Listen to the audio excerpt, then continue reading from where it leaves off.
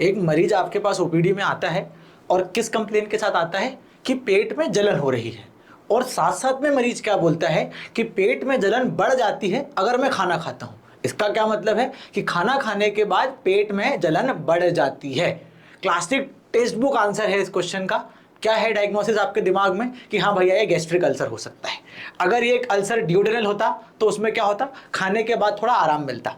दो ही अल्सर आप इनको इंपॉर्टेंट जीआईटी में याद रखना है, दो एपिगैस्ट्रिक भी होता है, पर गैस्ट्रिक और ड्यूडेनल अल्सर, और गैस्ट्रिक और ड्यूडेनल अल्सर को आप डिफरेंशिएट ही ऐसे करते हैं कि गैस्ट्रिक अल्सर जो होता है वो खाने के बाद भी राहत नहीं पहुंचाता है, यूजुअली थोड़ा खाली पेट में और आराम मिलता है उसमें क्योंकि एसिड कम बन रहा होता है, पर जो ड्यूडेनल अल्सर रहता है वो खाने के बाद आराम पहुंचाता है। अपने केस में क्या है, खाने के बाद भी आराम नहीं मिल रहा है, इनफैक्ट खाने के बाद बढ़ रहा है। तो क्लासिक अपने को क्या लग रहा है अभी तक इस केस में, अपने मरीज को क्या हो सकता है, अपने मरीज को गैस्ट्रिक अल्सर हो सकता है। ड्यूडेनल अल्सर आपने रूल आउट कर दिया।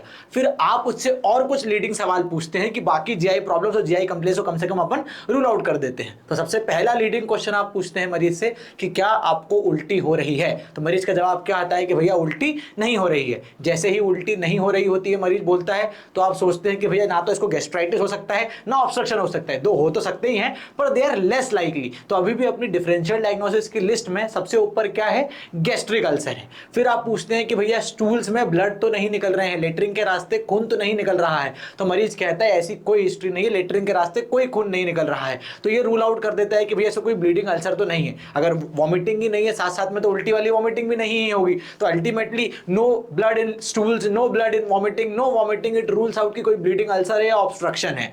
उसके बाद आप पूछते हैं कि भैया आपको ये बीमारी कब से है। सबसे पहले आपका सवाल होना चाहिए था हालांकि ये, पर आप इतने इंग्रेव्ड हो जाते हैं कि हाँ इसको तो गैस्ट्रिक अल्सर ही होगा, आप ये सवाल पूछना भूल जाते हैं। पर हाँ आखिरी में आप थोड़ा उसको आते हैं कि हाँ कब से भैया आपको ये बीमारी, कब से समस्या हो रही है पेट में जलन की। तो मरीज बोलता है कि 2-3 महीने हो गए हैं, 2-3 महीने से ये जलन हो रही है। आप फिर पूछते हैं कहीं और कोई दिक्कत तो नहीं है। जैसे ही आप एंटा एसिड लिखने वाले होते हैं अपने पर्चे पर, आप एक बार सोचते हैं कि चलो भैया और अल्टीमेटली कंफर्म कर लूँ कि हाँ है कि नहीं है।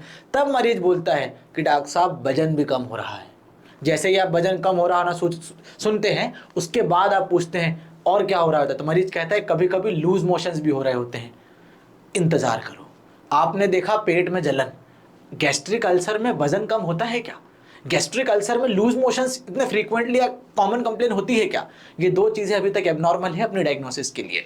उसके बाद क्या और कोई कंप्लेन है? जैसे ही आप ये मरीज से पूछते हैं तो मरीज कहता है कि पैरों में जलन हो रही है, मतलब बर्निंग फीट हो रही है। अब ये तीनों चीजें आपके सामने आती है, वेट लॉस, न्यूरोपैथी मतलब बर्निंग फीट और लूज मोशंस, ये तीनों चीजें धमाका करती है, बूम, आपकी गैस्ट्रिक अल्सर की डायग्नोसिस यहाँ पे अनलाइकली हो गई। तो ये क्या हो सकता है? फिर आप मरीज से एक सवाल पूछते हैं जो आपकी डायग्नोसिस को क्लियर कर देगा। आपका सवाल मरीज से होता है, क्या तुम वेजिटेरियन हो, केवल वेज डाइट लेते हो? तो मरीज कहता है हाँ मैं वेजिटेरियन हूं और केवल वेज डाइट लेता हूं। तो अगर आप इस मरीज को एंटा एसिड लिखकर भेज देते तो कभी भी इस मरीज की असली डायग्नोसिस तक नहीं पहुंच पाते। हिस्ट्री और एग्जामिनेशन का यह इंपॉर्टेंस है कि हर सिम्टम कुछ ना कुछ जवाब देता है और मरीज का हर जवाब आपके लिए इंपॉर्टेंट होना चाहिए। इसलिए हमने एक हिस्ट्री और एग्जामिनेशन का कोर्स बनाया है जिसमें हम ऐसे ही रेगुलर ओपीडी के केसेस, सिम्टम्स जैसे कि हेडेक, चेस्ट पेन और साइंस जैसे पेलार, इक्ट्रस, क्लबिंग से लेकर डायग्नोसिस तक पहुंचते हैं। इस कोर्स की लिंक मैं डिस्क्रिप्शन में डाल दे रहा हूं, जाकर उसको देखो और नई नई चीजें ओपीडी में सीखो। अब अपन अपने मरीज पे वापस आते हैं।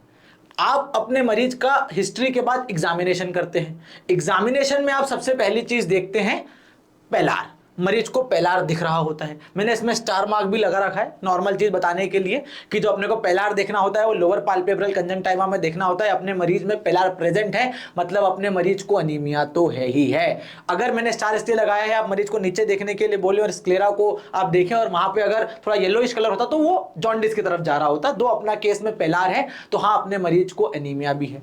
साथ साथ में आप मरीज की जब जीवान चेक कर रहे होते हैं तो आपको दिख रही होती है ऐसा रेड बीफी टंग, इसको कहते हैं अपन ग्लोसाइटिस।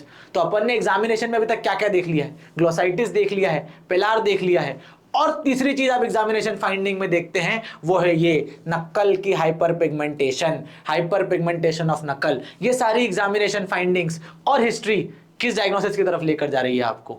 ये डायग्नोसिस है आपकी विटामिन B12 की डेफिशिएंसी, किसी माल अब्जॉर्प्शन के कारण विटामिन B12 की डेफिशिएंसी हो रही है। अगर आप इस मरीज को एंटा एसिड दे देते तो अभी ये डायग्नोसिस तक नहीं पहुंच पाते। अब कमेंट बॉक्स में लिखकर बताओ, अगर ऐसे ही और केसेस आपको चाहिए तो मोर केसेस लिखो। और एक और चीज मेरे को बताओ कि ऐसा ही हाइपर पिगमेंटेशन विटामिन B12 की डेफिशिएंसी के साथ साथ और किसमें हो सकता है? वो एड्रिनल से रिलेटेड प्रॉब्लम है, मैंने हिंट दे दिया है, कमेंट बॉक्स में उसका नाम लिखकर बताना। और अपने केस का ट्रीटमेंट में आप क्या करते हैं, मिथाइल कोबालामीन का एक बढ़िया सा उसको इंजेक्शन लगा देते हैं। ऐसे ही और केसेस चाहिए तो मोर केसेस लिखो। Thank you.